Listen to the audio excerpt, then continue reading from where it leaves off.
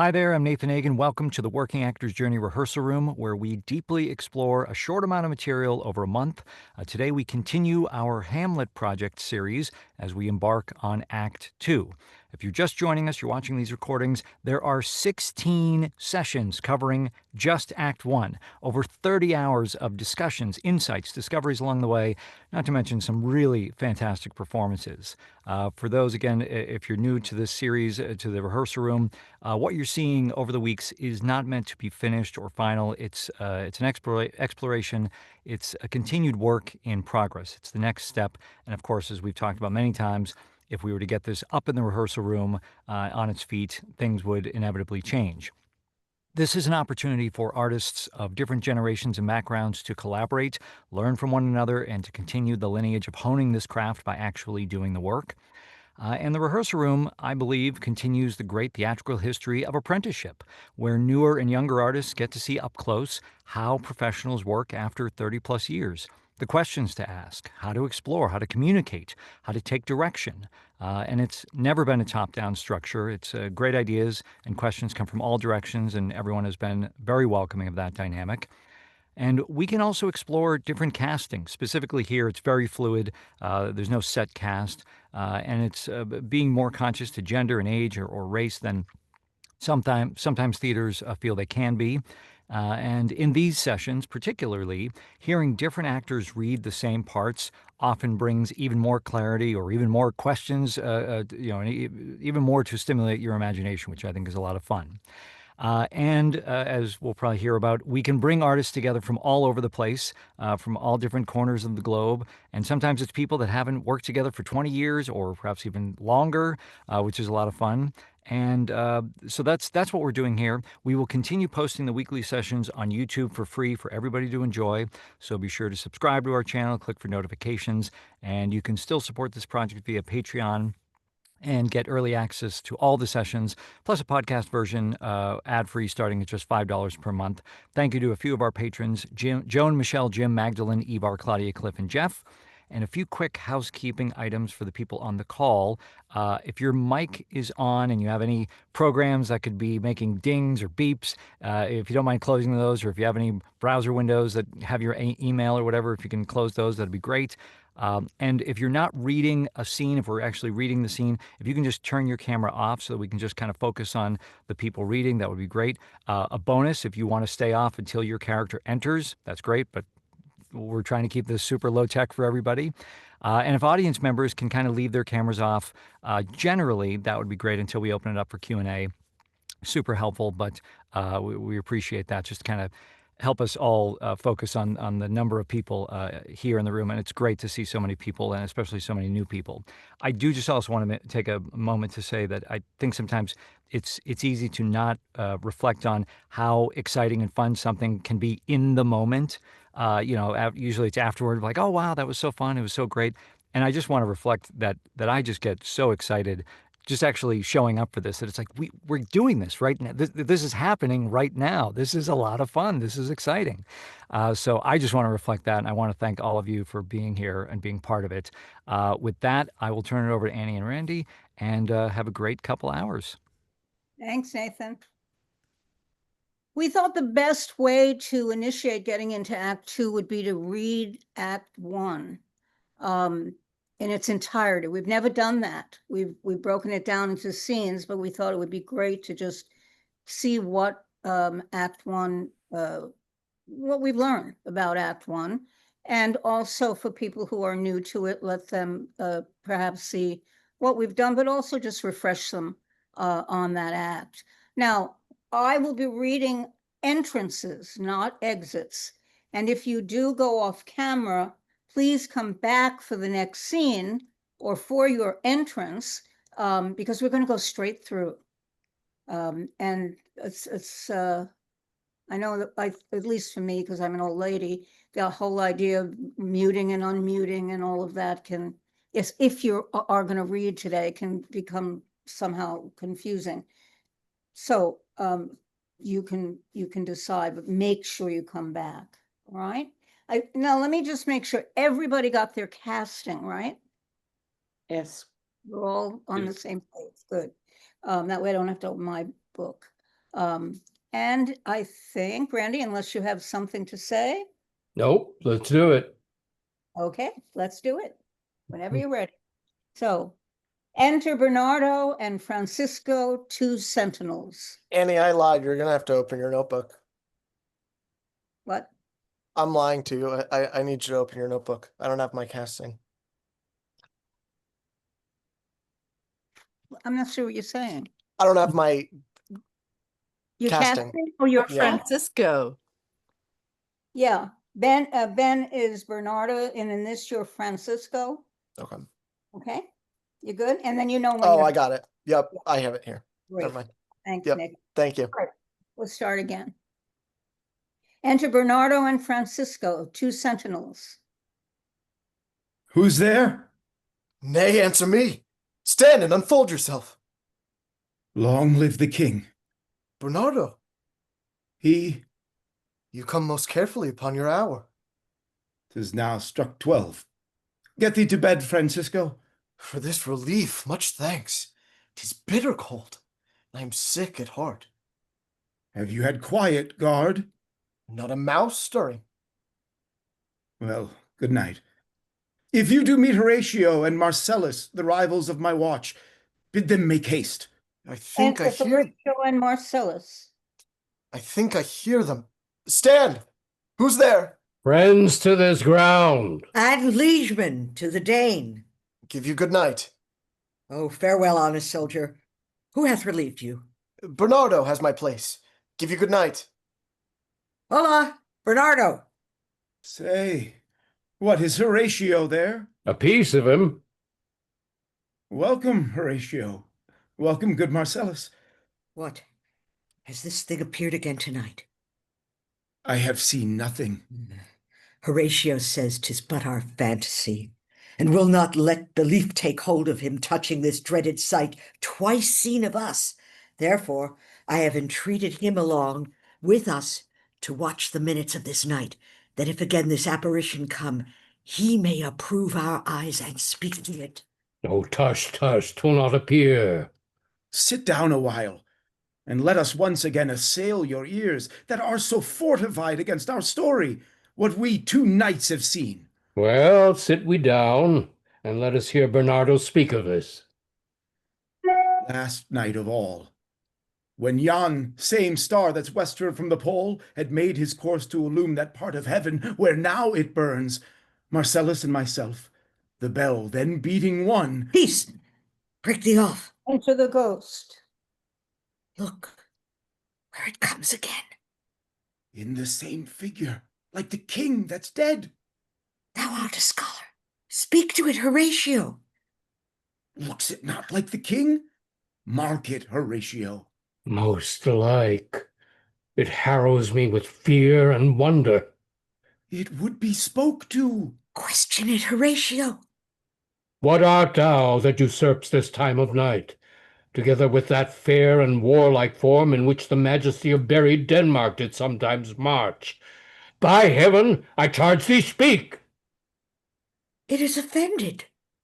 See, it stalks away. Stay! Speak! Speak! I charge thee, speak!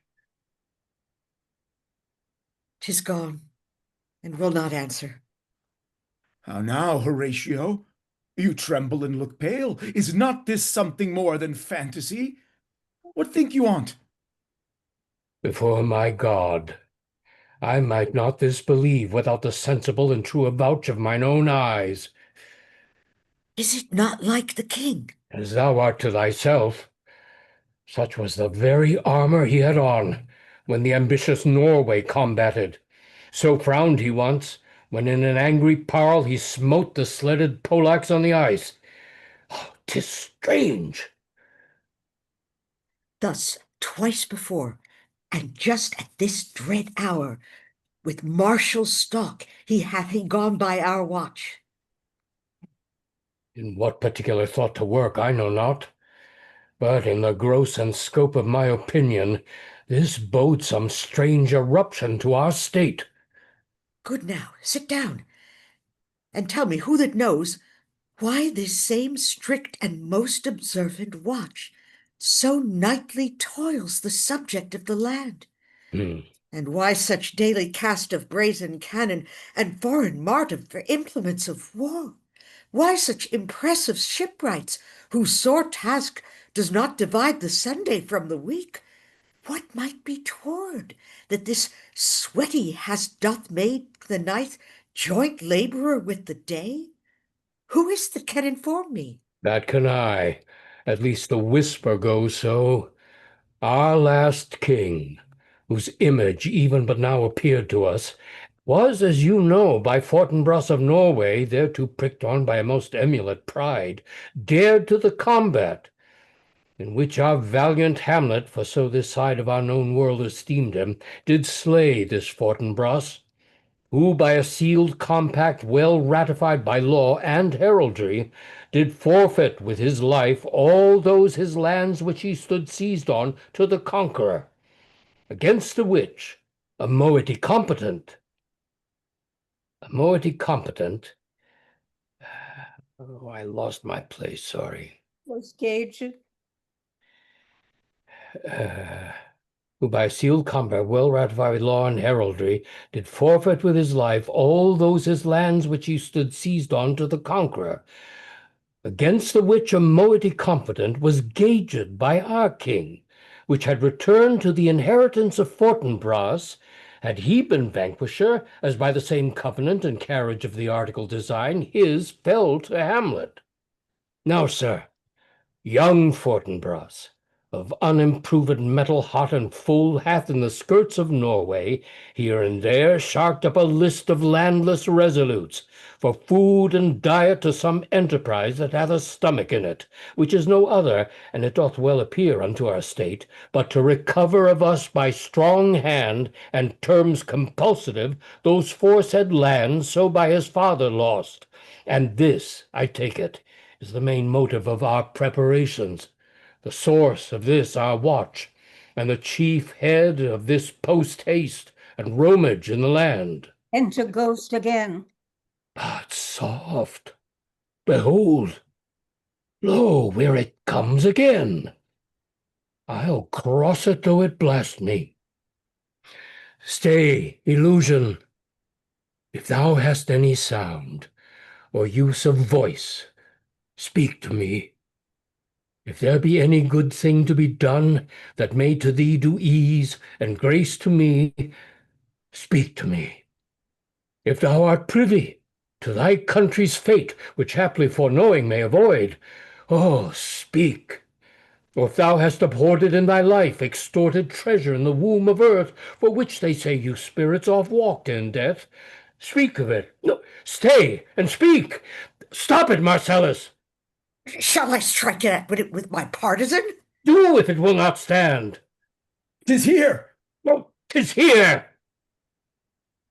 'Tis gone. We do it wrong, being so majestical to offer it the show of violence, for it is as the air, invulnerable, and our vain blows malicious mockery. It was about to speak when the cock crew. And then it started, like a guilty thing upon a fearful summons. I have heard the cock that is a trumpet of the day doth with his lofty and shrill-sounding throat awake the god of day, and at his warning, whether in sea or fire, in earth or air, the extravagant and erring spirit hies to his confine. And of the truth herein, this present object made probation. It faded on the crowing of the cock. Aye. Some says that ever 'gainst that season comes wherein our Saviour's birth is celebrated, the bird of dawning singeth all night long, and then, they say, no spirit can walk abroad. The nights are wholesome, then no planet strike, no fairy talks, nor witch hath power to charm. So hallowed and so gracious is the time. So have I heard, and do in part believe it. But look, the morn in russet mantle clad walks o'er the dew of yon high eastern hill. Break we our watch up, and by my advice, let us impart what we have seen tonight unto young Hamlet, For upon my life, this spirit, dumb to us, will speak to him. Do you consent we shall acquaint him with it, as needful in our loves, fitting our duty? Let's do it, pray. And I this morning know where we shall find him most conveniently. Enter Claudius, King of Denmark, Gertrude the Queen, Hamlet, Polonius, Laertes, and his sister Ophelia, Lord's attendant. Though yet of Hamlet, our dear brother's death, the memory be green, and that it us befitted to bear our hearts in grief, and our whole kingdom to be contracted in one brow of woe, yet so far hath discretion fought with nature, that we with wisest sorrow think on him, together with remembrance of ourselves. Therefore our sometime sister, now our queen, the imperial jointress of this warlike state, have we as 'twere with a defeated joy, with one auspicious and one dropping eye, with mirth in funeral, and with dirge in marriage, in equal scale weighing delight and dole, taken to wife. Nor have we herein barred your better wisdoms, which have freely gone with this affair along, for all our thanks. Now follows that you know young Fortinbras, holding a weak supposal of our worth, or thinking by our late dear brother's death our state to be disjoint and out of frame, colleagued with the dream of his advantage, he hath not failed to pester us with message, importing the surrender of those lands lost by his father with all bonds of law to our most valiant brother.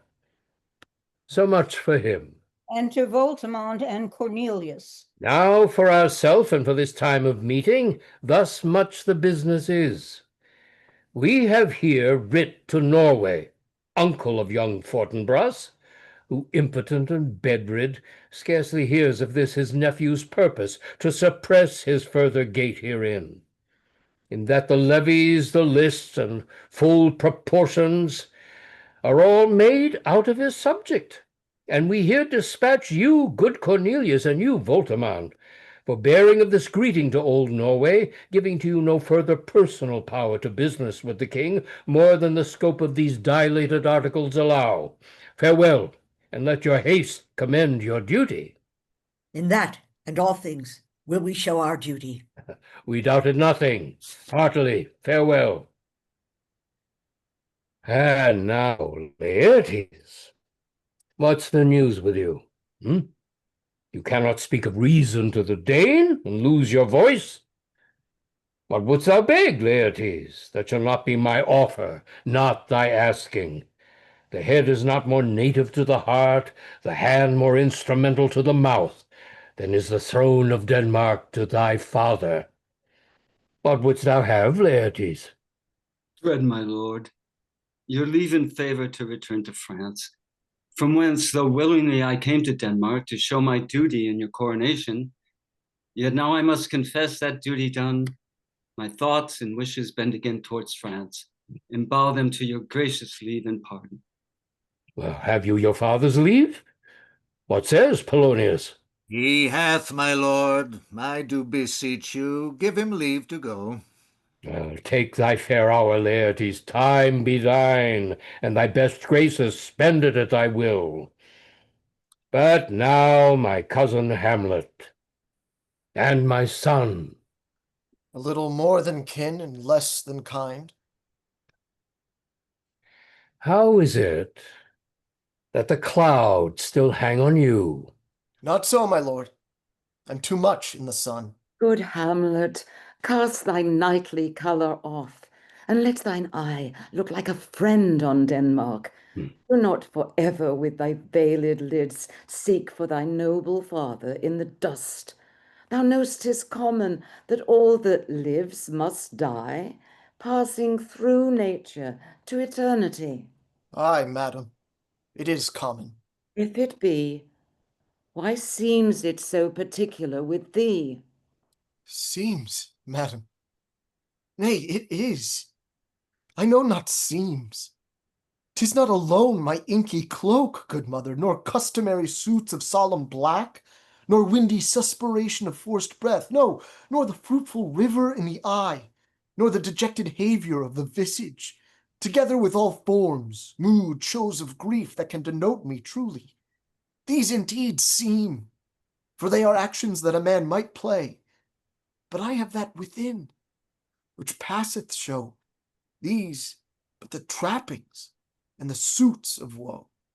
'Tis sweet and commendable in your nature, Hamlet, to give these mourning duties to your father. But you must know, your father lost a father. That father lost his, and the survivor bound in filial obligation for some term to do obsequious sorrow. But to persever in obstinate condolement is a course of impious stubbornness. 'Tis unmanly grief. It shows a will most incorrect to heaven, a heart unfortified, a mind impatient, an understanding simple and unschooled. For what we know must be, and is as common as any the most vulgar thing to sense, why should we in our peevish opposition take it to heart? Fie!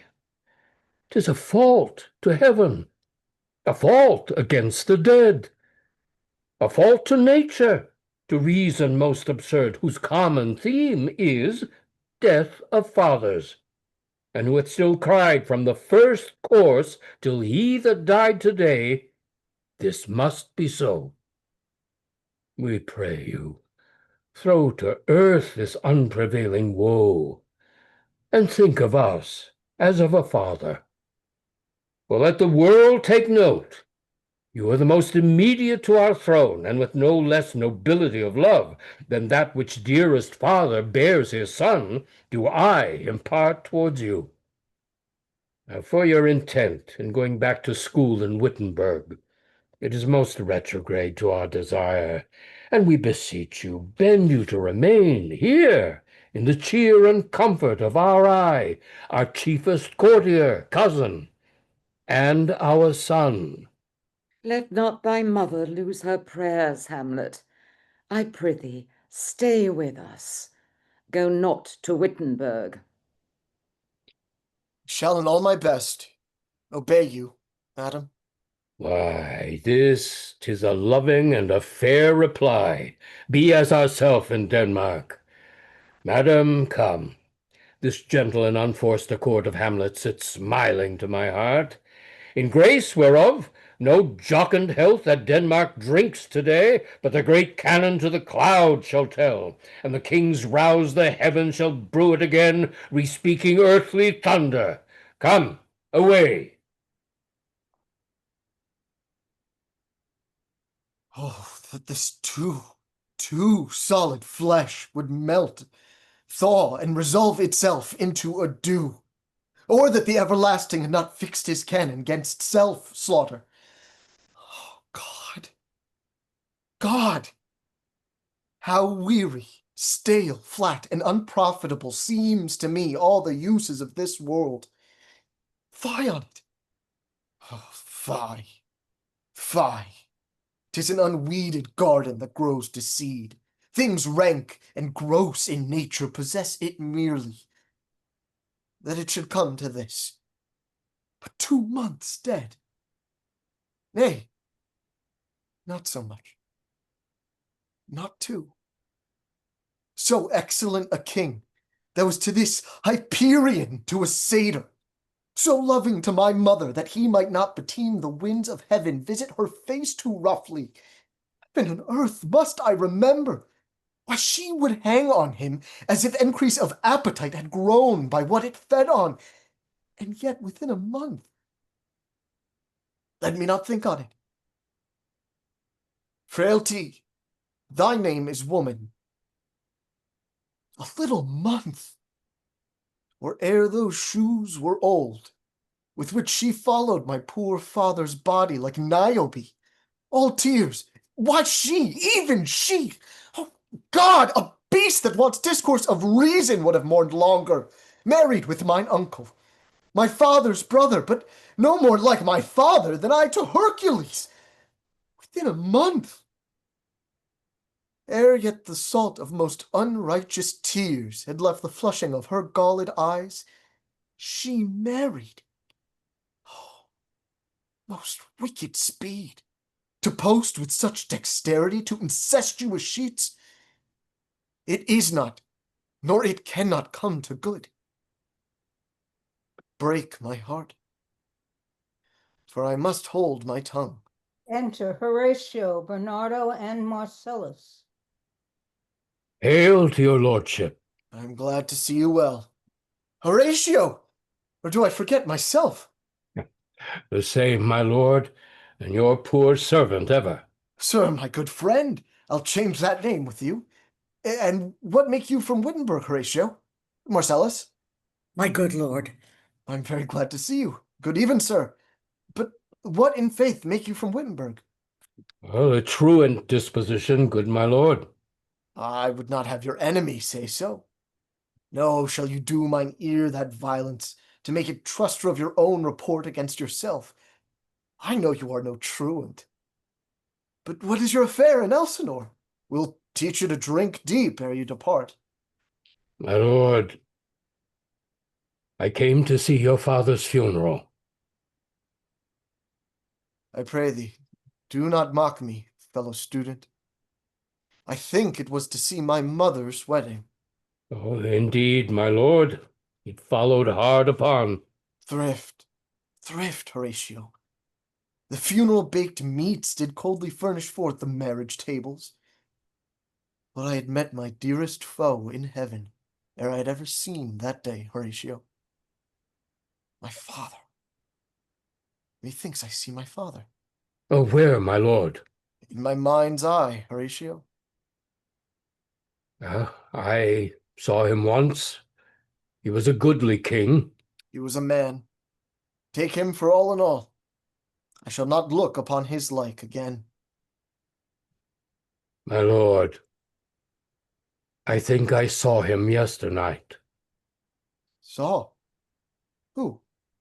Season your admiration for a while with an attent ear, till I may deliver upon the witness of these gentlemen this marvel to you. For God's sake, let me hear.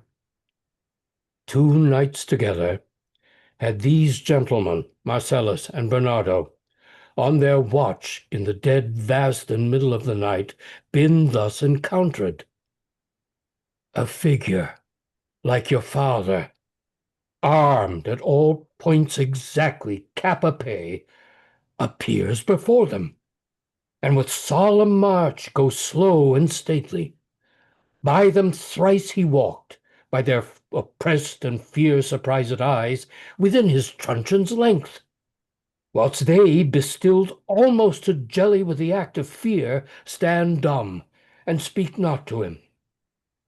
This to me in dreadful secrecy impart they did, and I with them the 3rd night kept the watch, whereas they had delivered both in time, form of the thing, each word made good, true, and good. The apparition comes. I knew your father. These hands are not more like. Where was this? My lord, upon the platform where we watched. Did you not speak to it? My lord, I did, but answer made it none. Yet once methought it lifted up it head, and did address itself to motion like as it would speak. But even then the morning cock crew loud, and at the sound it shrunk in haste away, and vanished from our sight.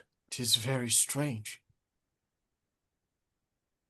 As I do live, my honoured lord, 'tis true, and we did think it writ down in our duty to let you know of it. Indeed, sirs, but this troubles me. Hold you the watch tonight. We do, my lord. Do, my lord. Armed, say you? Armed, my lord. My lord. From top to toe? My lord, from head to foot. Then saw you not his face? Oh, yes, my lord. He wore his beaver up. What, looked he frowningly? A countenance more in sorrow than in anger. Pale or red? Nay, very pale. And fixed his eyes upon you. Most constantly. I would I had been there. It would have much amazed you. Very like. Stayed it long. Oh, while one with moderate haste might tell 100. Longer. Longer. Oh, not when I saw it. His beard was grisly. No. No, it was, as I have seen it in his life, a sable silvered. I'll watch tonight. Perchance 'twill walk again. I warrant you it will. If it assume my noble father's person, I'll speak to it, though hell itself should gape and bid me hold my peace. I pray you all, if you have hitherto concealed this sight, let it be treble in your silence still. And whatsoever else shall hap tonight, give it an understanding but no tongue. I will requite your loves. So fare ye well. Upon the platform twixt 11 and 12 I'll visit you. Our duty Our to duty your to honor. your Your honor. Your love as mine to you. Farewell. My father's spirit in arms. All is not well. I doubt some foul play. Would the night were come. Till then sit still, my soul. Foul deeds will rise, though all the earth o'erwhelm them to men's eyes. Enter Laertes and Ophelia. My necessaries are embarked. Farewell. In sister, as the winds give benefit, in convoy as assistant, do not sleep, but let me hear from you. Do you doubt that? For Hamlet and the trifling of his favors, hold it a fashion and a toy in blood, a violet in the youth of priming nature, forward, not permanent, sweet, not lasting the suppliance of a minute. No more. No more but so. Think it no more. For nature crescent does not grow alone and fuse in bulk, but as his temple waxes, the inward service of the mind and soul grows wide withal. Perhaps he loves you now, and now no soil nor coddle doth besmirch the virtue of his will. But you must fear his greatness weight, his will is not his own. For he himself is subject to his birth. He may not, as unvalued persons do, carve for himself. For on his choice depends the sanctity and the health of the whole state. And therefore must his choice be circumscribed unto the voice and yielding of that body whereon he is the head. Then if he says he loves you, it fits your wisdom so far to believe it, as he in his particular art and place may give his saying deed, which is no further than the main voice of Denmark goes withal.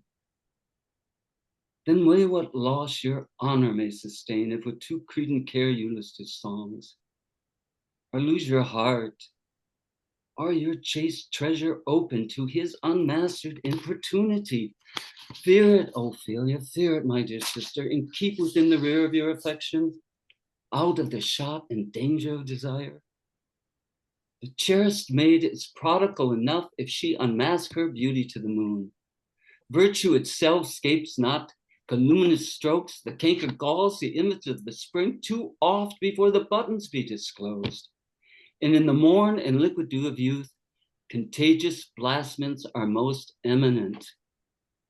Be wary then, best safety lies in fear. Youth to itself rebels, so none else near. I shall the effect of this good lesson keep as watchman to my heart. Carry your cameras off. Oh, sorry. I must have bumped it, sorry. I shall the effect of this good lesson keep as watchman to my heart.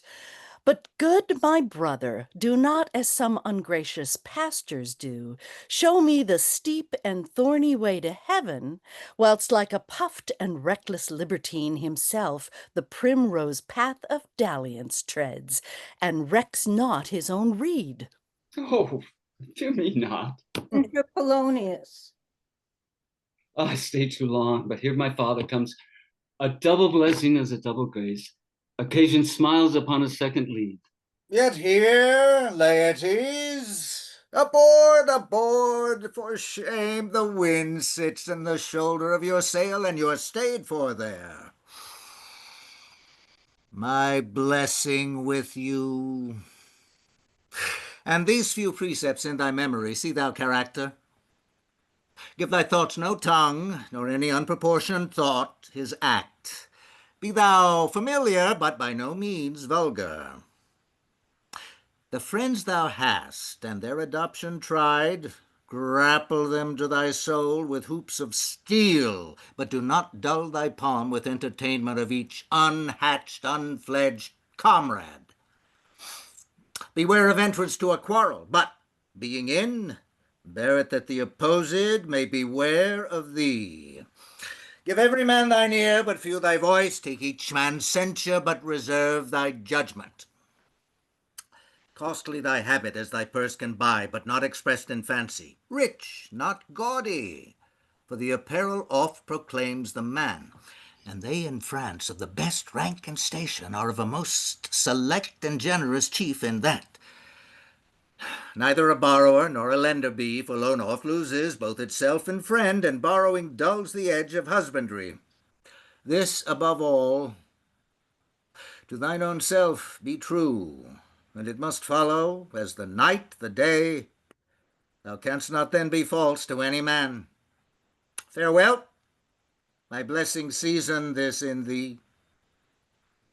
Most humbly do I take my leave, my lord. The time invites you. Go, your servants tend. Farewell, Ophelia, and remember well what I have said to thee. 'Tis in my memory locked, and you yourself shall keep the key of it. Farewell. What is't, Ophelia, he hath said to you? Oh, so please you, something touching the Lord Hamlet. Marry, well bethought. 'Tis told me he hath very oft of late given private time to you, and you yourself have of your audience been most free and bounteous. If it be so, as so 'tis put on me, and that in way of caution, I must tell you, you do not understand yourself so clearly as it behooves my daughter and your honor. What is between you? Give me up the truth. He hath, my lord, of late made many tenders of his affection to me. Affection. Pooh! You speak like a green girl, unsifted in such perilous circumstance. Do you believe his tenders, as you call them? I do not know, my lord, what I should think. Marry, I'll teach you. Think yourself a baby, that you have ta'en his tenders for true pay, which are not starling. Tender yourself more dearly, or not to crack the wind of the poor phrase, roaming it thus, you'll tender me a fool. My lord, he hath importuned me with love in honorable fashion. Aye, fashion, you may call it. Go to, go to. And hath given countenance to his speech, my lord, with all the vows of heaven. Aye, springes to catch woodcocks. I do know when the blood burns how prodigal the soul lends the tongue vows. These blazes, daughter, giving more light than heat, extinct in both, even in their promise, as it is a making, you must not take for fire. For this time, daughter, be somewhat scanter of your maiden presence. Set your entreatments at a higher rate than a command to parley. For Lord Hamlet believes so much of him that he is young, and with a larger tether may he walk than may be given you. In few, Ophelia, do not believe his vows, for they are brokers, not of the eye, which their investments show, but mere implorators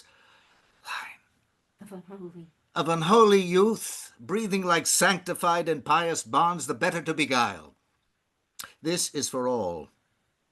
I would not in plain terms from this time forth have you so slander any moment leisure as to give words or talk with the Lord Hamlet. Look to it, I charge you. Come your ways. I shall obey, my lord. Enter Hamlet, Horatio, Marcellus. The air bites shrewdly. Is it very cold? Oh, it is a nipping and an eager air. That's me Hold now. on, wait. Elizabeth, I think, is Horatio, Randy, because you're Oh, gonna I'm sorry. I'm sorry. Sorry, you do Elizabeth. it again. You're forgiven. Oh, It is a nipping and an eek. Shall we begin again? Yes, and your camera's off. Oh my God, there you go. We're all doing things wrong. There we go. You're ready. The air bites shrewdly. Is it very cold? It is a nipping and an eager air. What hour now? I think it lacks of 12. No, it is struck. Indeed, I heard it not. Then it draws near the season wherein the spirit held his wont to walk. What does this mean, my lord? The king doth wake tonight and takes his rouse, keeps wassels and the swaggering upspring reels, and as he drains his draughts of Rhenish down, the kettle drum and trumpet thus bray out the triumph of his pledge. Is it a custom? Ay, merry is't, and to my mind, though I am native here and to the manner born, it is a custom more honored in the breach than the observance. Enter Ghost. Look, my lord, it comes. Angels and ministers of grace, defend us! Be thou a spirit of health, or goblin damned. Bring with thee airs from heaven, or blasts from hell. Be thy events wicked or charitable. Thou comest in such a questionable shape that I will speak to thee. I'll call thee Hamlet, King, Father, Royal Dane. Oh, answer me! Let me not burst in ignorance, but tell why thy canonized bones, hearsed in death, have burst their cerements, why the sepulchre wherein we saw thee quietly inurned hath oped his ponderous and marble jaws to cast thee up again. What may this mean? That thou, dead corse again in complete steel, revisits thus the glimpses of the moon, making night hideous, and we, fools of nature, so horribly to shake our disposition with thoughts beyond the reaches of our souls. Say, why is this? Wherefore? What should we do? Ghost beckons Hamlet. It beckons you to go away with it, as if it's some impartment it desire to you alone. Look, with what courteous action it wafts you to a more removed ground. But do not go with it. No, by no means. It will not speak. Then I will follow it. Do not, my lord.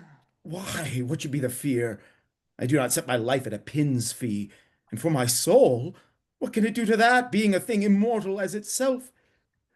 It waves me forth again. I'll follow it. What if it tempt you toward the flood, my lord, or to the dreadful summit of the cliff that beetles o'er the base into the sea, and there assumes some other horrible form which might deprive your sovereignty of reason and draw you into madness?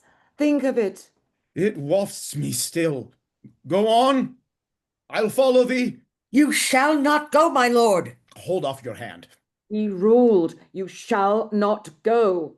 My fate cries out and makes each petty artery in this body as hardy as the Nemean lion's nerve. Still I am called. Unhand me, gentlemen. By heaven, I'll make a ghost of him that lets me. I say away. Go on. I'll follow thee. He waxes desperate with imagination. Let's follow. 'Tis not fit thus to obey him. Have after, to what issue will this come? Something is rotten in the state of Denmark. Heaven will direct it. Nay, let's follow him. Enter Ghost and Hamlet. Where wilt thou lead me? Speak. I'll go no further. Mark me. I will. Randy, you're frozen. My hour is almost come.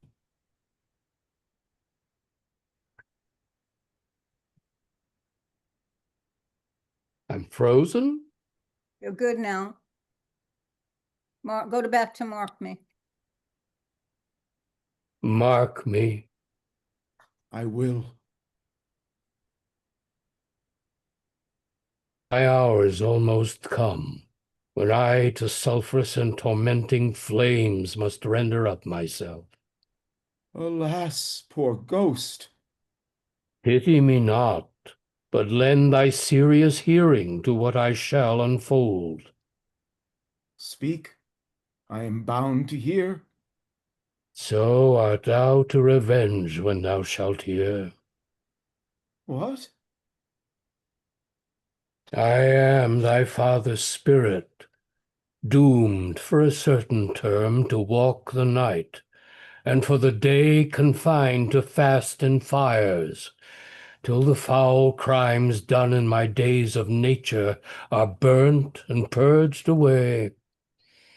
But that I am forbid to tell the secrets of my prison house, I could a tale unfold whose lightest word would harrow up thy soul, freeze thy young blood, make thy two eyes like stars start from their spheres, thy knotty and combined locks to part, and each particular hair to stand an end, like quills upon the fretful porpentine. But this eternal blazon must not be to ears of flesh and blood. List, Hamlet.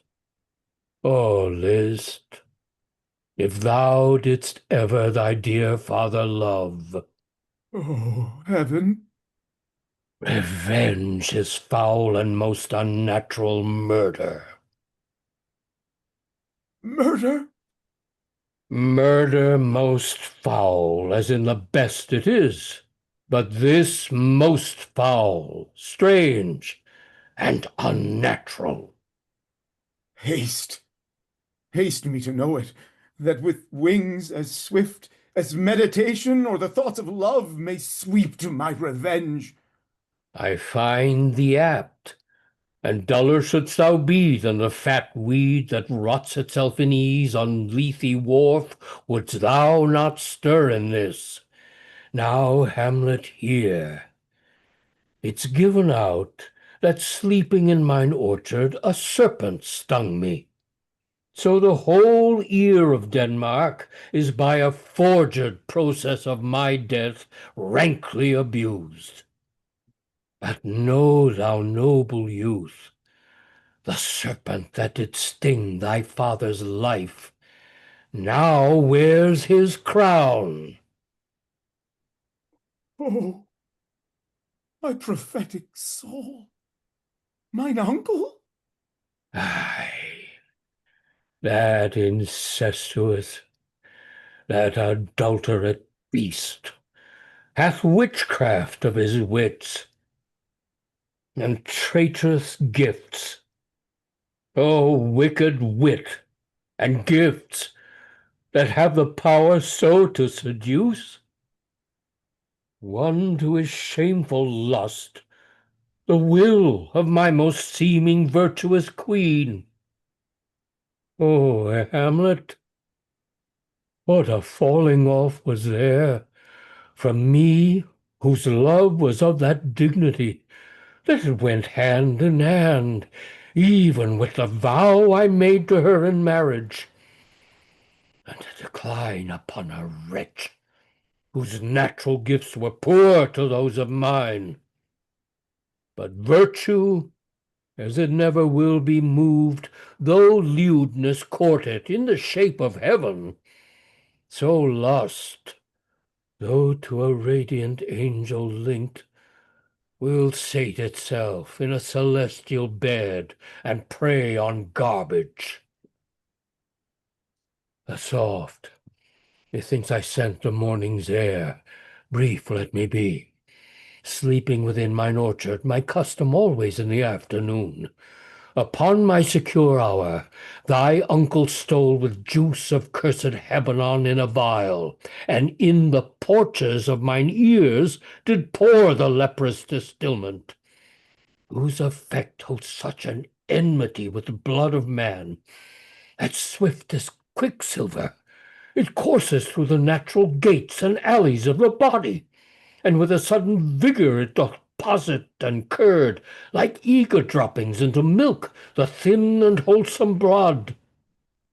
So did it mind, and the most instant tetter baked about, most lazar-like, with vile and loathsome crust, all my smooth body. Thus was I, sleeping by a brother's hand, of life, of crown, and queen at once dispatched, cut off even in the blossoms of my sin, unhouselled, disappointed, unannealed, no reckoning made, but sent to my account with all my imperfections on my head. So horrible, oh, horrible, most horrible. If thou hast nature in thee, bear it not. Let not the royal bed of Denmark be a couch for luxury and damned incest. But howsoever thou pursuest this act, taint not thy mind, nor let thy soul contrive against thy mother aught. Leave her to heaven, and to those thorns that in her bosom lodge, to prick and sting her. Fare thee well at once. The glowworm shows the matin to be near, 'gins to pale his ineffectual fire. Adieu, adieu, Hamlet. Remember me. Oh, all you hosts of heaven! O earth! What else? And shall I couple hell? Oh, fie! Hold my heart, and you, my sinews, grow not instant old, but bear me stiffly up. Remember thee? I, thou poor ghost, while memory holds a seat in this distracted globe, remember thee? Yea, from the table of my memory I'll wipe away all trivial fond records, all saws of books, all forms, all pressures past that youth and observation copied there, and thy commandment all alone shall live within the book and volume of my brain, unmixed with baser matter. Yes, yes, by heaven! Oh, most pernicious woman! Oh, villain! Villain! Smiling, damned villain! My tables, 'tis meet I set it down, that one may smile and smile and be a villain. At least I'm sure it may be so in Denmark. So, uncle, there you are. Now to my word. It is adieu, adieu. Remember me? I have sworn't. My My lord, lord, my lord, Marcellus. Lord Hamlet, heaven secure him. so be it. Hello, ho, ho, my lord. Hello, ho, ho, boy! Come, bird, come! How is my noble lord? What news, my lord? Oh, wonderful! Good my lord, tell it. No, you'll reveal it. Not I, my lord, by heaven. Nor I, my lord. How say you then? Would heart of man once think it? But you'll be secret? Aye, Aye, by my heaven, my lord. lord. There's ne'er a villain dwelling in all Denmark, but he's an errant knave. There needs no ghost, my lord, come from the grave to tell us this. Why, right. You are in the right. And so, without more circumstance at all, I hold fit that we shake hands and part. You, as your business and desire shall point you, for every man has business and desire, such as 'tis.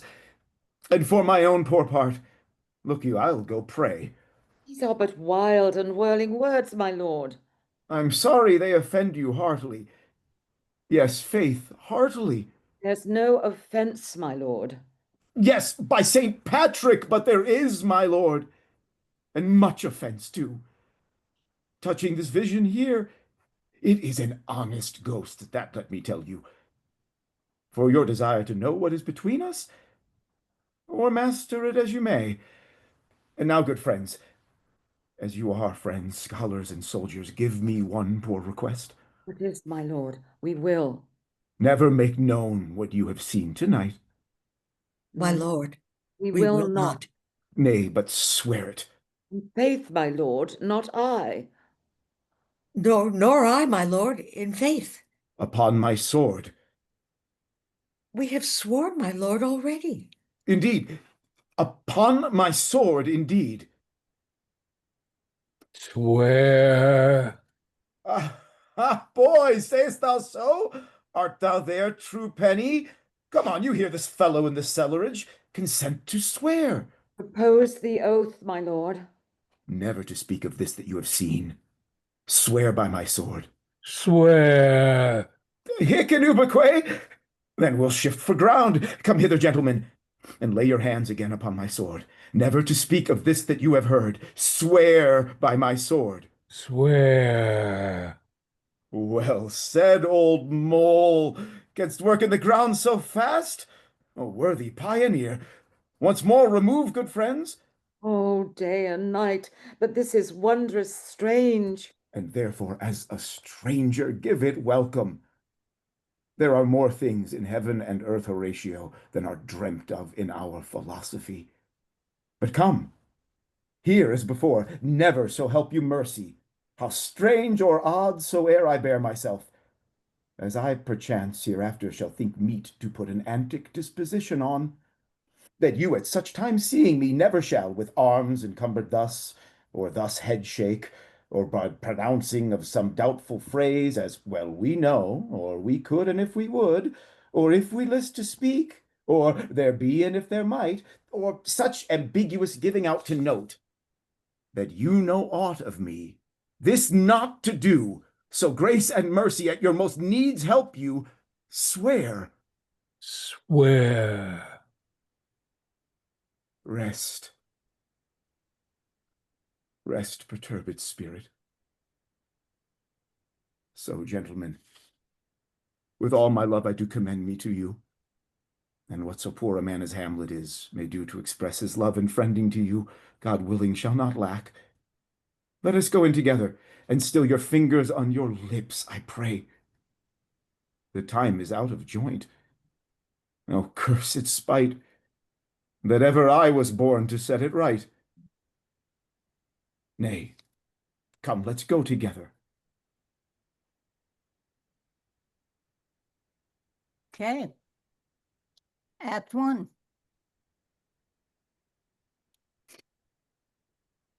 Everybody can come on because we should have a little bit of a discussion because it's the last time we'll be looking at, if Nathan has his way, we're going on for 2 years. So we probably won't be getting back to Act 1. So let's talk about what happened, and I'd like feedback. And I'm not looking for, great job, wonderful job, any of that. It's all about the play. And I mean, I will thank all of you because you've managed to bring to it so much of what we've studied. And I think that everybody put their heart into it, and so I can at least compliment you on that. But I'm really interested in if there's any new, let me start with the readers first, any new discoveries that you made in doing the whole thing as one act, as opposed to breaking it down.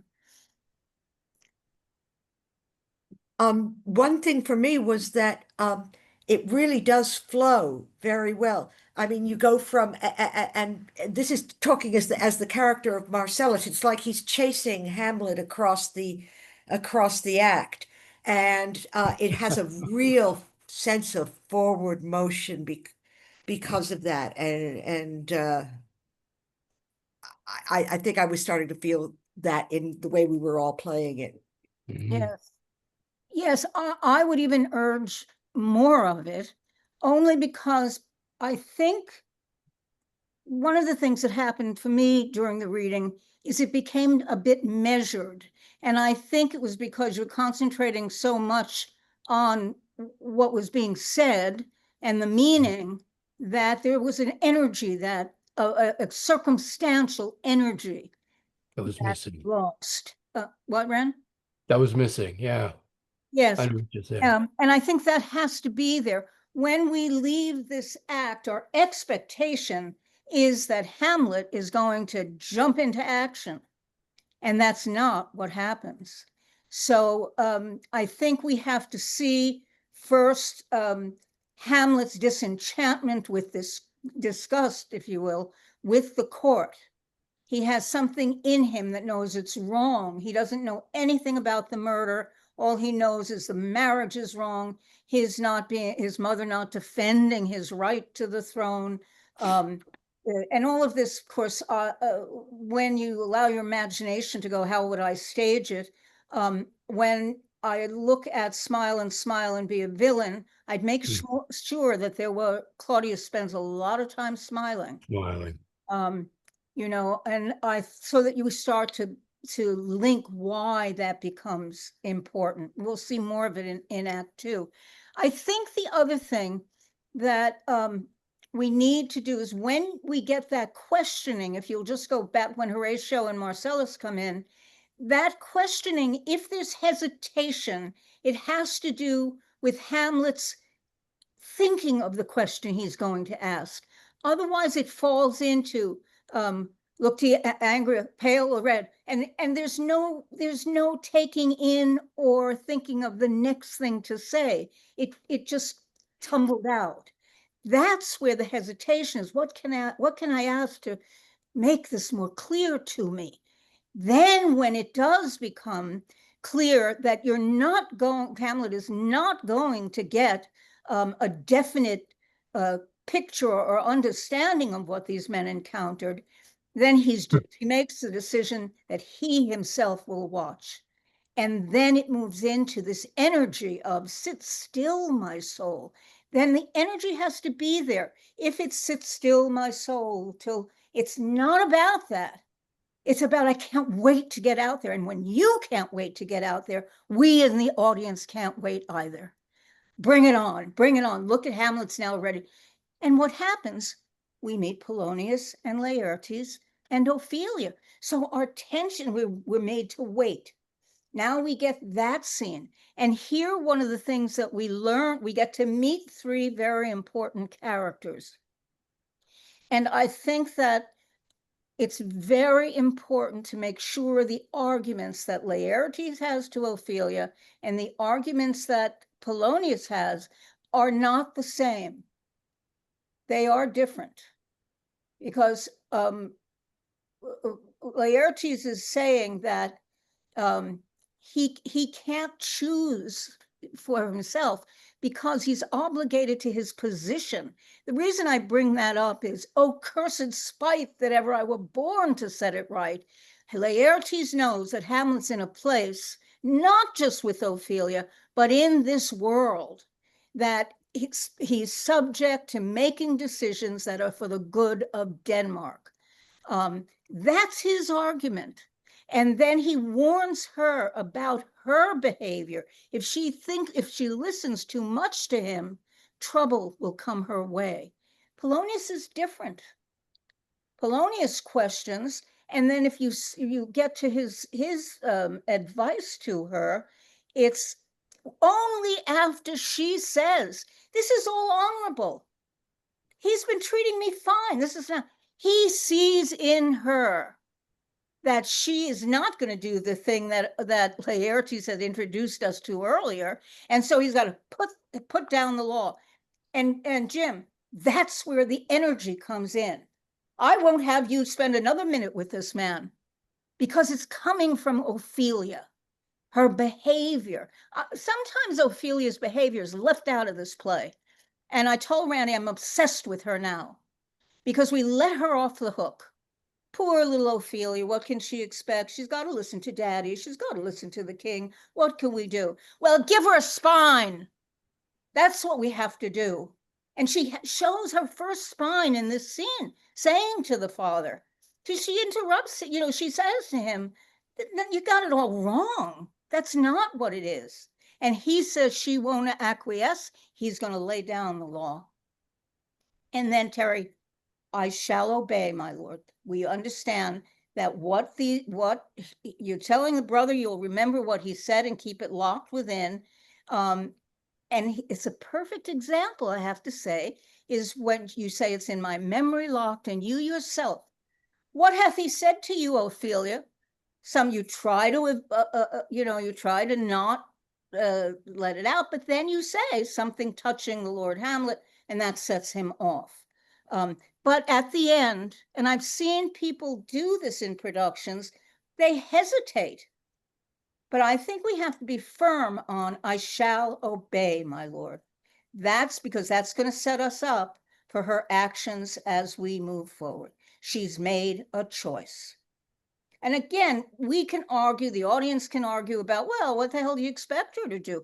That's where Shakespeare's a genius. Now he's saying, you guys are part of it. You decide. We in the theater have found that we need to tell the audience what to think and what to feel. You got Shakespeare all wrong. You have no idea that this is a playwright who is written in such a way with enough mystery to allow the audience to sit there and say, "Here's what I've hold the mirror up to nature." Everybody in the theater will have a different perspective. That's the genius of the playwright. Don't try to give the audience your perspective. Otherwise, you ruin the craft of his writing. So we have here the end of that scene. We're eager to find out, okay, what is that relationship with Hamlet going to be? And boom, we're back to waiting for the ghost. The air is cold, all of that. And I would almost suggest to you guys to almost argue a little bit about it. Is it cold? I think it struck down. No, I didn't hear it struck. There's a nervous energy under these men. You're about to meet a ghost again. And if these men were distilled to jelly when they first saw this ghost, waiting for this ghost is filled with fear and trepidation. And then it comes. And then there's an energy. And then the energy under that speech that he has, I believe, is an energy that has to make Marcellus and Horatio fearful for him, because he jumps in and he knows he's gone to Wittenberg. And by the way, one of the earliest ministers at Wittenberg practiced exorcism. So Wittenberg knew, anyone who attended Wittenberg knew that the rules of exorcism. And the rules of exorcism is you don't ask the ghost what they want. You ask the ghost questions that can somehow reveal whether it is a demon, a demonic spirit, or a blessed spirit. Rare that it would be sent by God, back from heaven. Rare. And I'll show you examples of that later. But this is where I think we have to see Hamlet ready to jump in. Too soon. But the minute he's, unlike Horatio early on, who's filled with fear and wonder, Hamlet sees that ghost and he's in. I'll call the king, father, answer me. I have to know who. That's why the men say, don't go with it. Not purely because of the ghost, but because Hamlet is behaving in a way that might lead him to something terrible. Then that's, and he goes, and again, look what he says. He says, I'll kill anybody who tries to stop me. I'll make a ghost of him who tries. So this is Hamlet, a Hamlet who was weeping in the earlier scene. Break my heart, for I must hold my tongue. This now is a new, aroused Hamlet, unthinking, rash, jumping in. And then the men have to decide, what are they going to do? And it's Marcellus, Michelle, who really does. Nay, let's follow him. You feel like Horatio's pulling back. Then we meet the ghost. And I think, again, to me, there are stages in the ghost scene with Hamlet. And I think we talked about this earlier. There's a section, I always feel that when the ghost says, oh, Hamlet, what a falling off was it? It is father and son. It's this son knows how this father loved this woman. And so you sit, it's as if you and your father are talking about something that's totally personal to you. These little signs and little changes in the ghost are what make us feel, who is the spirit? Because number one, if you're a spirit from heaven, or if you're a benevolent spirit, you don't ask for revenge. That's not part of the deal. However, this ghost at the end is going to say, leave her to heaven, taint not thy mind. He has all sorts of variety to who he is. And that's what leaves Hamlet with the question. And why he has to spend so much of the rest of the play deciding whether he's going to follow this ghost or not. What else? Was a ghost of this complexity, a spirit of this complexity, would that have also been surprising to the Elizabethan audience? Do you? Absolutely. Absolutely. And that's what I think when Hamlet says there are more things in heaven and earth than are dreamt of in our philosophy, that is filled with Horatio follows the book. And Hamlet has learned through this spirit that, I think I've told you this before, the two references to purgatory. It seems, this is some of the stuff that I've gleaned from what I've read, it seems that Denmark is a Protestant country, or not country, but the people are practicing, when Claudius does his speech, he talks about it's, black and white. You're not going to get away with it. This ghost, we're told, comes from purgatory. The ghost says that because he says that he has to get rid of his sins. They have to be burnt away. And we also find out that Hamlet has some inkling of this ghost being from purgatory, because he says, yes, by Horatio, he says by St. Patrick. St. Patrick is the keeper of purgatory. And I told you last time, hic et ubique was said in the churchyard for all spirits, here and there. So it was plucked out of a kind of understanding of religion. I say this every night to Randy, how the hell did Shakespeare know all of this? But somehow, I think, and this may hurt all of us, but I think even the groundlings know more than we do today. So I think that is that's part of the idea of Hamlet making references to purgatory that Marcellus won't understand. Remember, Marcellus is the guy who says at Christmas time, I've heard there are no evil spirits, everything's, that's kind of folklorish. That's, yes. But not Horatio. And that's why I think when Horatio says, this is strange, and Hamlet says, as a stranger, give it welcome, also from the Bible. As a stranger, give it welcome.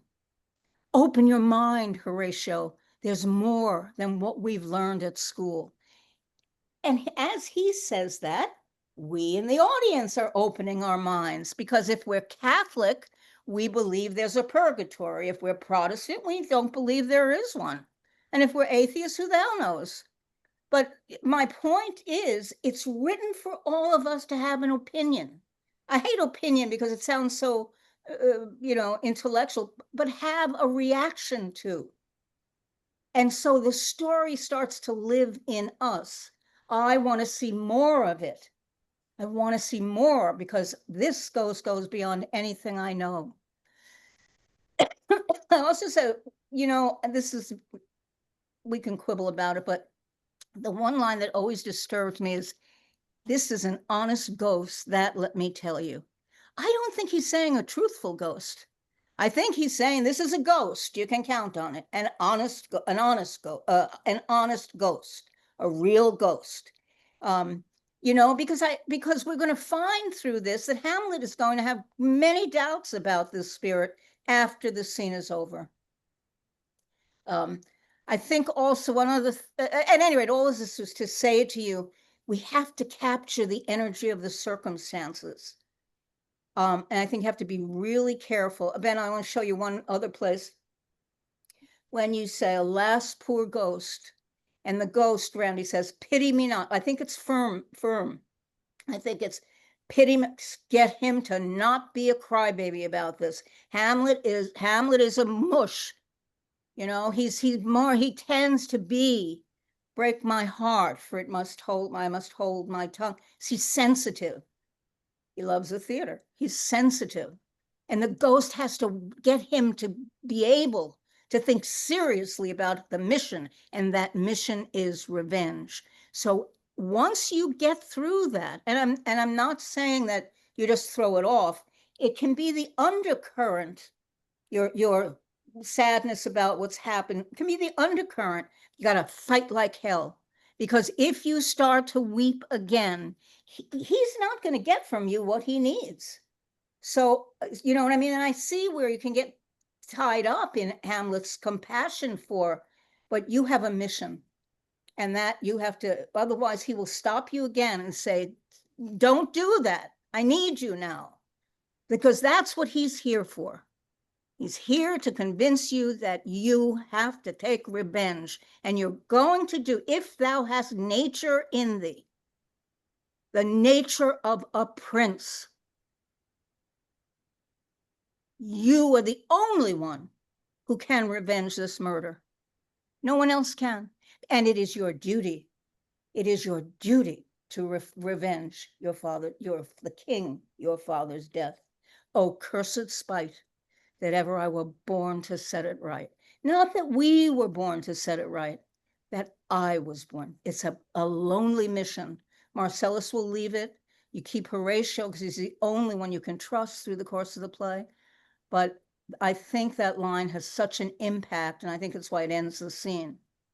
You now have the task, obligation, duty, but also the knowledge that if you do it, you are going to hell, or at the best, purgatory. So you have a religiosity that will govern your actions, but you also have a royal obligation. That's a balancing act that nobody should have to have. But that's the balance that we have to see now as he goes through the play. Does this all make sense to you, or am I just an old woman spouting off? I just want to make sure that we get that energy going underneath it. Because I thought what you did was clear. I thought you were all reading clear. And then somewhere in the middle, I thought it felt measured, it started to feel measured. And I think the next step for me would say, no, right there, that's got to be picked up. Or there, ask the question, take the question in, but very specific, moment to moment. And then I think you'll see how this energy leads us to the act, the end of the act. And now our expectation is, I can't wait to see what Hamlet does. And we have 2 months go by, and he's done nothing. Okay? Questions, feedback, anything? Well, you just said some of it, which I was excited to talk about, which is the thing that I think is missed in so many every time I see it, which is the thing we haven't gotten to yet, which is the jump of time we're about to do. Because when we put all this together, you really realize how much, Act One is 24 hours. It's this really, it really picks up where, it's a bunch of guys at night waiting for the ghost. Here comes the sun, and it ends in the same spot. And then I know that when I see almost any production I can think of, in the moment I watch it, I always think it's the next morning when the next scene starts.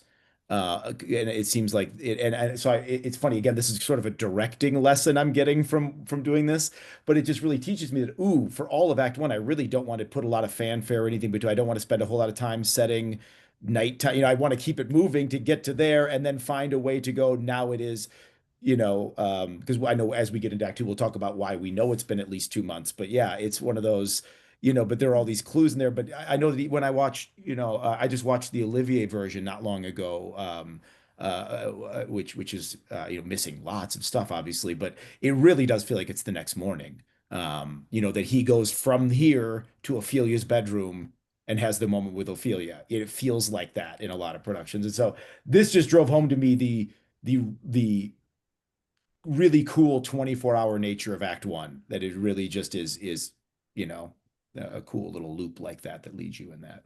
Yeah. Yeah. And the other thing too about Act One that I think we're finding more and more, this is the ghost's act. Other than Ophelia, Laertes, and Polonius, the ghost is central. Because remember, I think I said last week that I had read, I think in the Masks of Hamlet, that someone was saying that every tragedy starts with the major character being named. Macbeth, Othello, and that this is one where we wait. We have to go through that whole first scene. And it's only at the end that we're going to tell young Hamlet about it. And so the ghost is introduced, and I don't think it ever lets up. It's why I keep saying, please be careful that you don't ignore what Shakespeare's telling us about this ghost. He comes back in armor. One of the things we learn from Horatio is that he killed Fortinbras. Thou shalt not kill. It doesn't say unless war, unless this or that. That's why he needed last rites. All of his sins are still with him. And one of the major ones is his killing of Fortinbras, to kill someone. Here he is in this armor, and he's not grisly. He's sable silvered. So how do you do that? You tell me, how do you do that when you've made Claudius a CEO or Hamlet? I just don't know. How do you do Shakespeare's play?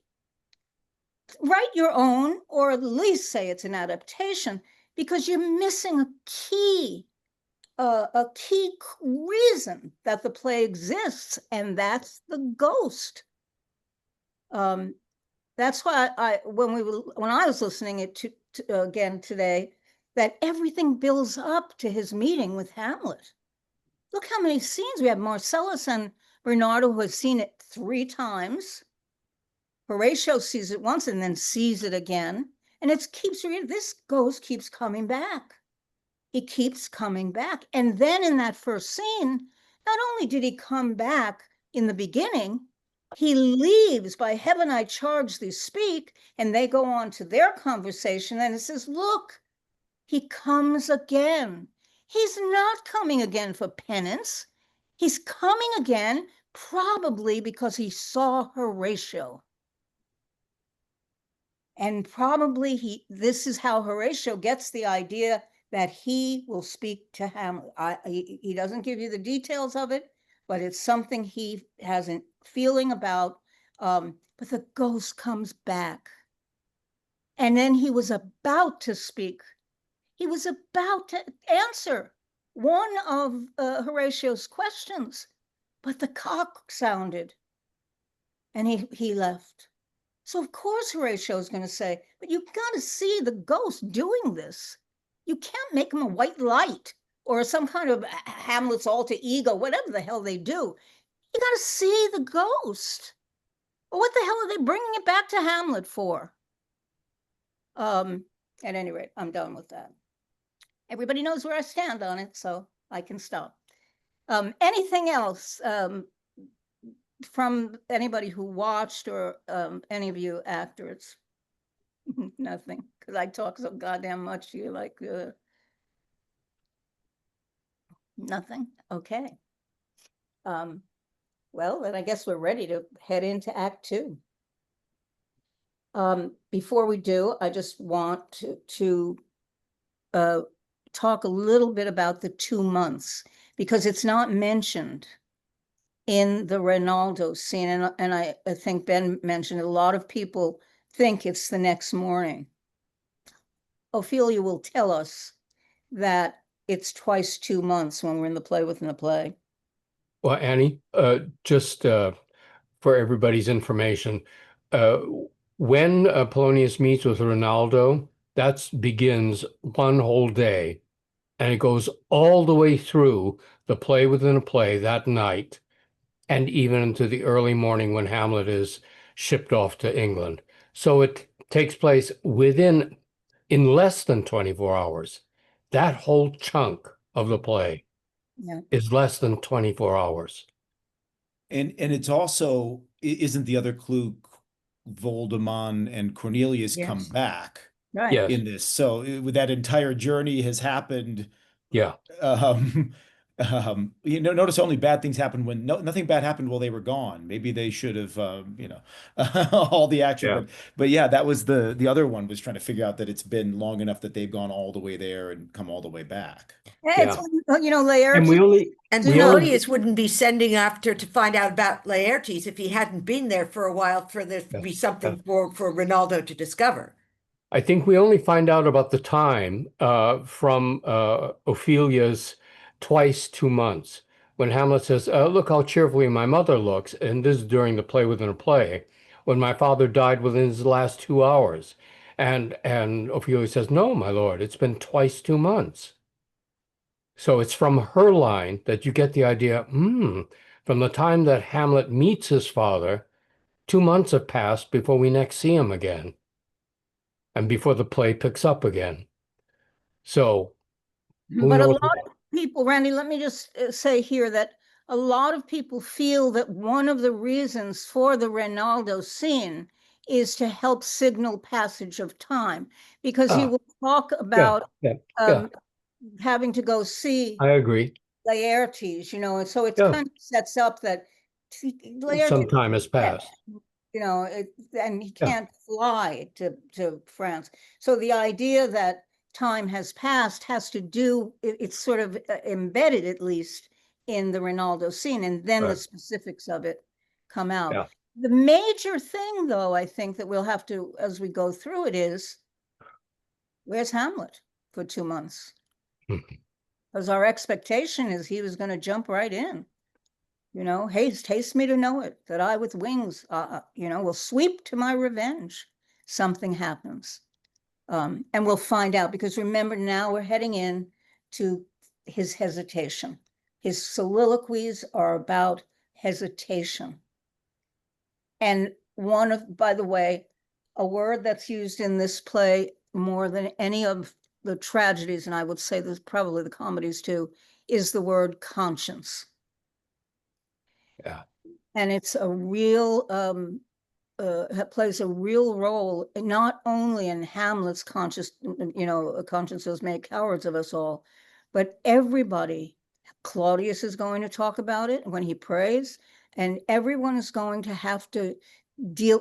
Laertes at the end, Hamlet says he's not mere my conscience, but Laertes says at the end of the play, and yes, it's against my conscience. And yet he goes and he strikes Hamlet with a poisoned blade. So it's going to come up quite a bit. And the weighing out of what does one do when one's conscience says one thing and your ambition, your loyalty, whatever, That's what this act is going to really point out to us. You know, when we all started, Elizabeth Dennehy mentioned something about if this play is being done at a time when people no longer have religious beliefs, how are actors who are atheists or agnostics to do this play? My feeling is these characters espouse certain kinds of religious notions and ideas about morality and ethics and all of that. And it's necessary for the characters to have that, be possessed of that, because it affects them emotionally. And if we are to see the emotional life of these characters, we need to take seriously what they believed in, what they thought was good, what they thought was evil, whether they believed in a god or not, or devils or ghosts or whatever. They need to be convinced of their own religious beliefs, though we may not, as secularists and, whatever you want to consider yourself, modern. It hasn't stopped us from liking Game of Thrones. That's right. I say That's that right. Game of Thrones is representative of our everyday life. Yeah. Or The Hobbit, or it's a story. Yes. And the characters in the story have a particular belief. However, you will still have members in that audience who are Catholic and who are Protestant and are still hooked to religion. We're dealing right now in this country with conscience. We're dealing with, this play is so much about the time we're living in. Do you go along with somebody because he's king? Or do you find it in yourself to stand up for what's right? That's this play. So you can look at it as old stuffy, whatever, but this is a play for our time. And it's our world that's being depicted in this play. Okay. Okay, are we energized enough to take a look at the first actual? I'm going to ask Jim and Stephen. I'm sorry, not Stephen. And Terry and Nick to do Ronaldo, Polonius, and Ophelia. Okay, and let's just read that section, and then hopefully we'll have a little time to check it out.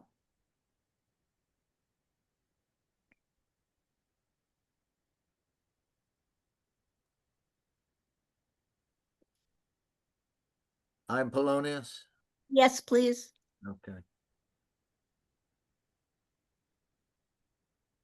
Give him his money and these notes, Rinaldo. I will, my lord. You shall do marvels wisely. Good Rinaldo, before you visit him, you make inquiry of his behavior. My lord, I did intend it. Very well said. Very well said. Look you, sir, inquire me first what danskers are in Paris, and how and who, what means, and where they keep, what company at what expense, and finding by this encompassment and drift of question that they do know my son. Come you more nearer than your particular demands will touch it, take you as 'twere some distant knowledge of him, as thus: I know his father and his friends, and in part him. Do you mark this, Rinaldo? Aye, very well, my lord. And in part him, but, you may say, not well. But if it be he I mean, he's very wild, addicted, so and so, and there, put on him what forgeries you please. Marry, none so rank as may dishonor him. Take heed of that. But, sir, such wanton, wild, and usual slips as are companions noted and most known to youth and liberty. As gaming, my lord. Aye, or drinking, fencing, swearing, quarreling, drabbing. You may go so far. My lord, that was dishonor him. Faith, no, as you may season it in the charge. You must not put another scandal on him that he is open to incontinency. That's not my meaning, but breathe his faults so quaintly that they may seem the taints of liberty, the flash and outbreak of a fiery mind, a savageness in unclaimed blood of general assault. But, my good lord, Wherefore should you do this? my lord, I would know that. Marry, sir, here's my drift, and I believe it is a fetch of warrant. You laying these slight sallies on my son, as 'twere a thing a little soiled in the working, mark you your party in converse, him you would sound, having ever seen. In the predominant crimes, the youth you breathe of guilty, be assured he closes with you in this consequence.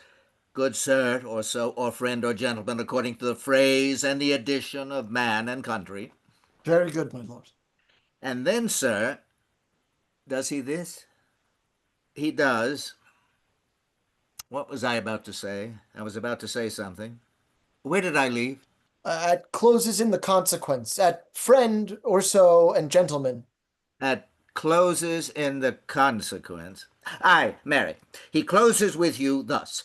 I know the gentleman. I saw him yesterday, or t'other day, or then, with such and such, and as you say, there was he gambling, there o'ertook in rows, there falling out at tennis, or perchance I saw him enter such a house of sale, videlicet, a brothel, and so forth. See you now?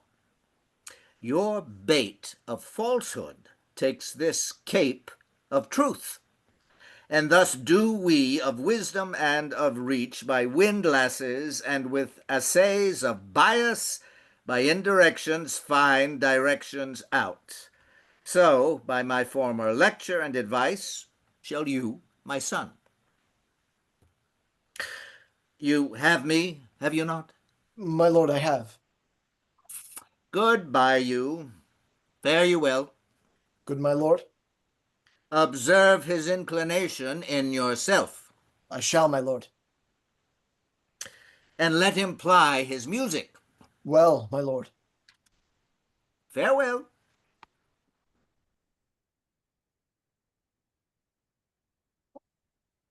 Now, Ophelia, what's the matter?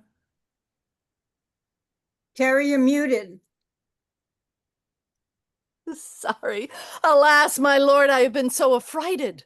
With what in the name of heaven? My lord, as I was sewing in my chamber, Lord Hamlet with his doublet all unbraced, no hat upon his head, his stockings fouled, ungartered, and down jived to his ankle, pale as his shirt, his knees knocking each other, and with a look so piteous in purport, as if he had been loosed out of hell to speak of horrors, he comes before me. Mad for thy love? My lord, I do not know, but truly I do fear it. What said he? He took me by my wrist and held me hard.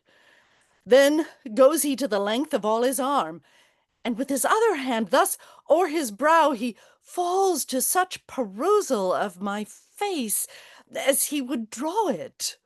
Long stayed he so, and at last a little shaking of mine arm, and thrice his head thus waving up and down, he raised a sigh, so piteous and profound, that it did seem to shatter all his bulk and end his being.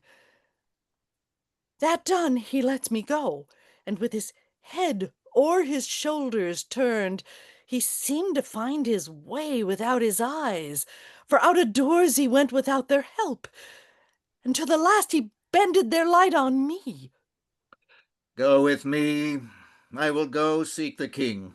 This is the very ecstasy of love, whose violent property foredoes itself, and leads the will to desperate undertakings, as oft as any passion under heaven that does afflict our nature. I am sorry. What, have you given him any hard words of late? No, my lord, but as you did command, I did repel his letters, and denied his access to me. That hath made him mad. I am sorry that with better speed and judgment I had not quoted him. I fear he did but trifle, and meant to rack thee. But beshrew my jealousy, it seems it is as proper to our age to cast beyond ourselves and our opinions as it is common for the younger sort to take discretion. Come, go we to the king.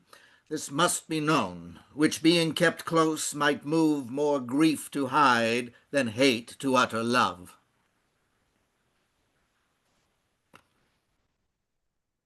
Good.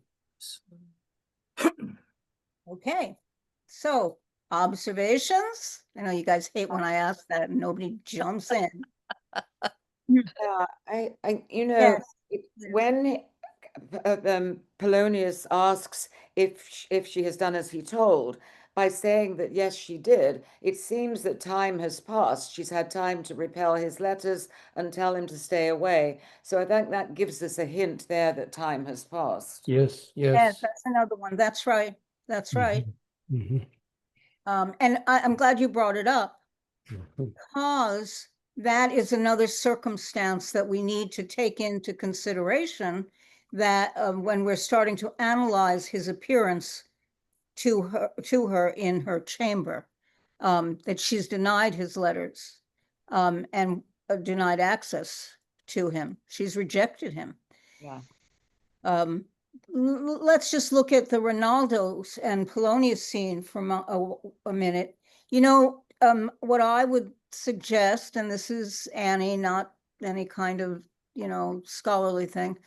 This is one where I like to look at how can I link circumstances that are going to come up. I would say try acting more of it. Act as an actor. Because when you tell us that you played, you were killed in the Capitol, and I think part of your reason for forgetting has to do with you're so involved in how you're delivering this to Ronaldo, that's what basically makes you forget. This is just a suggestion. Or Polonius, you're suggesting this to Oh, yes, Polonius. that's right, to Polonius, yeah, because he has these moments where he says gentlemen, and and he seems to have I don't know, I won't talk too much about it, but when you're looking at it, just take a look at that possibility to add to everything that he's saying. What does this reveal about Polonius? It I was just gonna say I love the scene, and I regret how I never ever get to see the scene done. I feel like Ronaldo's got to be one of those roles that is on fewer resumes than any other role. If I see it on a resume, I'm like, wait, hold on, you played Ronaldo? But I think what it shows to me is that I mean I know if I were playing Polonius, I would want this scene there because it helps fight the narrative of Polonius being a fool. I mean, he's a master spy. I just feel like this is the scene, where he's very the stuff he's telling Ronaldo to do is pretty good stuff. And it makes him a far more formidable character, which I always think is interesting with Polonius when he's very funny, but and this scene I think is a really illuminating scene for him that way. I like that. And Yes, it's and funny as hell. here we have the man that Claudius told us was so instrumental, and that he was so indebted to, and we're seeing how this man gets things done. Right. Who I- who is Ronaldo to Polonius? A servant. A servant. Okay. Yeah. What, do you think something else? No, I just I don't know. I just was like, all right, who's this guy? Like, just One couldn't. always gets the feeling that he's young, Yeah. I mainly because he's going to go to the places that Laertes is sort of found. It's also, to me, I'm always this also reveals Polonius's vision of the freedom that men have over what he's warned Ophelia about. Yeah. Because he says drabbing. Let him do all of these things. And Ronaldo says that would dishonor him. And he says, no, no, because you'll season it. He says, but don't, the only part is don't say he's given to incontinency. Do you know what that means? Incontinency. Incontinency. Do you know what it means? Did I say the wrong word? No, I did. No. Overlustful. How about that? Yes, that's right.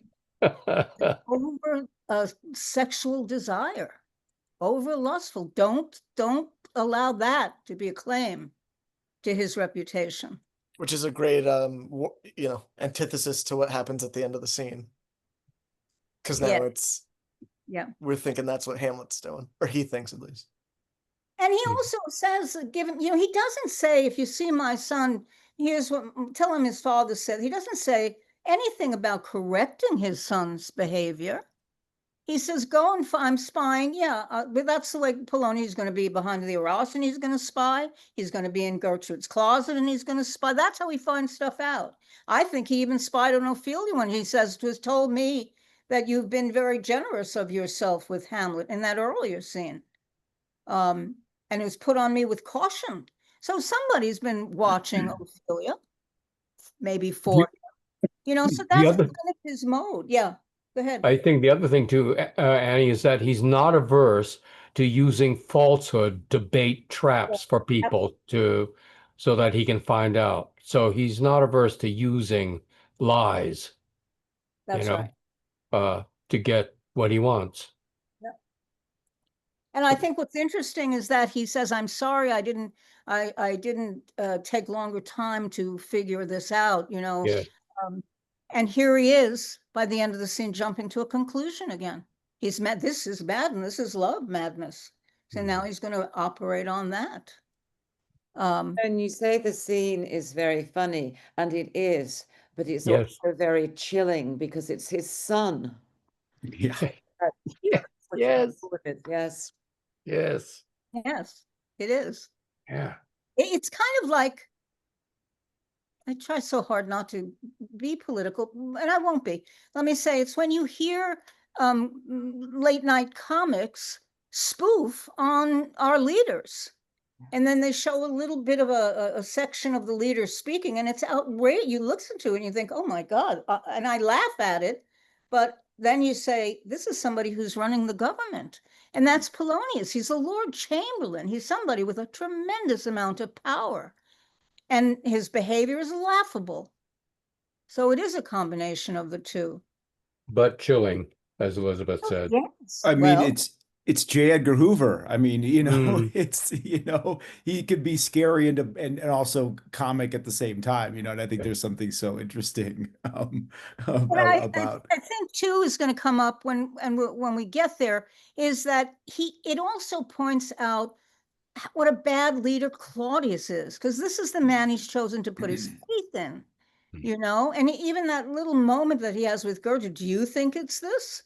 He's willing to follow. You'll see examples of him following Polonius's advice.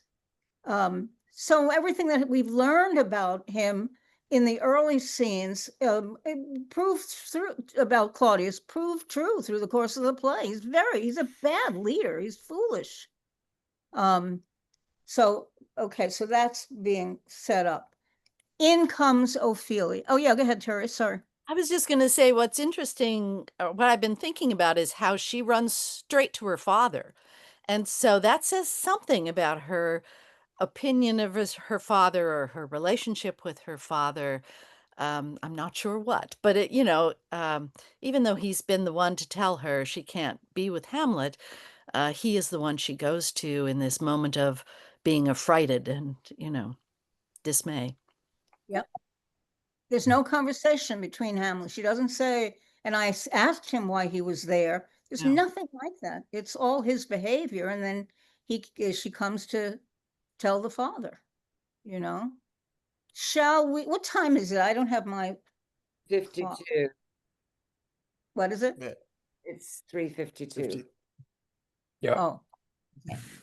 So I don't think we'll get too far into the Ophelia scene, but let me ask you, have any of you formed an idea of what Hamlet is doing in her closet, in her chamber? Given any thought or read anything about the possibilities of what that is? Yeah.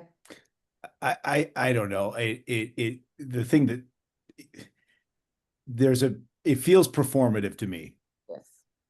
That I guess that my first instinct is that it is performative in some way. I don't know, but I'd love to talk that out. I have no idea why. I think that It's perhaps to do with the fact that he is perhaps pretending to be slightly off base, and this is how he tells it makes it difficult for her to stay with him. I mean, and that it's poor performative. He's coming in there to it's the first act of madness that we hear about, and then he behaves peculiarly with Rosencrantz and Guildenstern, and then all sorts of the other moments that we see. So there is something that is he trying to establish to the court at large that he's off kilter, Okay, so Can I so that he can pursue the goal that he's trying to pursue. can I So- throw something in to contemplate? What is the love relationship between Hamlet and Ophelia? Because at her grave, he will say, I loved her more than 20,000 brothers. Do we take him seriously? What kind of relationship did they have? Was she there present when he was mourning his father? Did they have time alone together where he could share his feelings with her? What kind of relationship was it? And does that play in when he comes to her closet, without his doublet braced and stockings down to his ankles? What's he trying? Does that play in it? Performative, yes, but is there something sincere in it? So Is he trying to express something to her? What? I mean, we hear all this talk that he's been behaving, mad, but we Yes. don't see what it's been. But he obviously hasn't done this in front of her, so it makes me wonder if has he been doing these little pop-ins in different places just, to sort of keep the court off guard to do this, but has it gotten to a point where he wants to reach out to Ophelia? But What a horrible way to go into her. I mean, but then can't. Yeah. Well, how about this? How about this? Yesterday, I was watching on the internet an interview that Charlie Rose did years ago with Harold Bloom. Oh, yeah. And in that interview, Harold Bloom says, Hamlet is not capable of loving anybody. Now, isn't that a bitch? That's like a But he's very not writing any more books. Very Harold Bloom. So Harold Bloom. Says more about him. Yes, indeed. Oh, God. I mean, I have a little more faith in Hamlet. I do too. Pretty uninteresting. much more interesting if there is a relationship there. And that whole thing with, Gertrude saying that she had hoped that they'd been married and he loves her. I think all of that, I'd like to take that as truth, as we get to that part of the play, which makes the tragedy of their tragedy much more profound. Yes. Yes. Let me also throw something into the works here. We will be told by Claudius that nor the interior nor the exterior was what it was. So what she is describing may be the disarray Hamlet's in for 2 months because all he's doing is thinking, everything else is out of his mind, and he's thinking of how he's going to carry out his mission. So that may have nothing to do with him donning those clothes to have something to say to Ophelia. He may literally be that distraught, okay? Here's something that goes along with that. That description is a description of a rejected lover. There are paintings that lovers who were rejected let themselves go. And they talk about the doublet and various descriptions of that. That's where Polonius gets the idea. But here's the one little part of that. All of those paintings and all of those descriptions say that the rejected lover wears a hat over his eye, brings the front of the hat over his eyes. And he's the first thing she says, no hat upon his head. So this description, once again, is a little mixed up. It may, again, remember, Elizabethans are watching it. So they're wondering, is this somebody who's been rejected? We've learned he has been rejected by Ophelia. And we also learn that he has been distraught by the mission that he has to carry out. So once again, we have to decide what that's about. What are those, that particular description? I want to also point out that that description is one sentence in the folio. One sentence, which means to me it's a second description that has periods and semicolons and stops. This one is, here's what he looked like. He had no hat upon his head, and his stockings were this way and this way. And she's not reading anything into that other than he didn't look like the glass of fashion and the mold of form, that his attire was. But when Polonius says, what said he? What said he? And that description, he took me by the wrist and held me hard. Now, I started to look at the meaning of gestures. So the meaning of that gesture is either that he wanted her attention because he was afraid of not getting it, or she starts to leave and he grabs her so she doesn't leave. But there's a meaning behind the gesture. All right, so that's the first thing. When she talks about his hand over his brow, that's a gesture that one looks closely into, and she says such perusal by he would draw it, to see what's in the eyes, to help focus the vision into the eyes of that person that you are talking to or seeking. Let me bring out another thing. We've learned that there's ne'er a villain living in Denmark, but he's an arrant knave.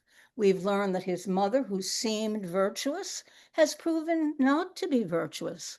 So here's this woman that he loves, who has rejected him, comes into the chamber and wants to see in her eyes if he can trust the woman that he loved. I'm just putting it as a possibility. Because then imagine he is going to raise a sigh so piteous and profound that it did seem to shake his, end his being. Shatter his bulk. Yes. And so what does he see? How does she react is always my question. When he's looking into her eyes, what is he seeing? Is he seeing, he knows he's been rejected. She wouldn't even allow, he had to burst into that room. She would deny access. If he asked to come in, she would have said no. So who is she? And I think, I forgot who it, I think there was a little note on the bottom. I think it's to find out if he loves her as much as he says he loves her, to find out if he can trust. And I don't know that he finds the answer. Don't get me wrong. I don't know that he does, but it's wrenching for him. And then he leaves and never takes his eyes off of her. Perhaps it's a farewell. Perhaps it's nothing matters because I have to move on. And I just need to know. Not that he's going to tell anything to her or share it, but I just need to have this final moment with you. Because remember, from this point on, he's going to say to Claudius, let her not, you have a daughter, let her not walk in the sun. You mean to Polonius? What did I say? Claudius.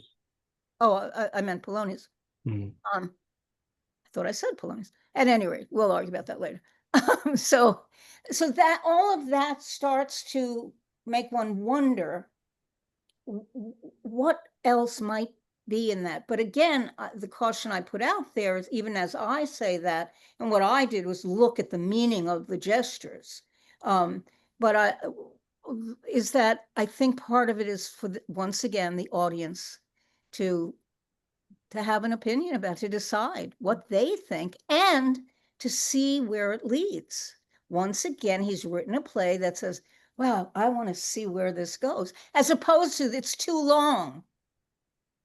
But at every moment puts for the audience an excitement for what's coming up. I'm done, Nathan. I know it's time. I love that your speech, Annie, is written in folio with commas everywhere. You just have more and more thoughts. You one more thing, one more thing, one more thing.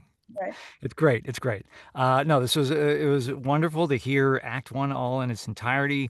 I echo a lot of the comments that were brought up, Roughly. and yeah, it's exciting to see, as these relationships get deeper and more questions are raised. I think it's very, very exciting. So I'm glad that everybody could be part of today, even those I see moving in space, in their car. Thank you very much for being with us. If you're watching this later, please feel free to subscribe, go back, check out any of the sessions. I promise if you go back and watch any of the sessions, you'll probably pick up another 2 or 3 things that you might have missed, even if you've already watched it. It's just that brilliant of a play, as we've talked about. And it's hard to keep all of it in your head at the same time. So there's just so much in there. But thank you all so much for being here, for all your gifts and talents and energies and efforts. And we will see you back next week in the rehearsal room. So thanks so much. Thank you, guys. Thank you.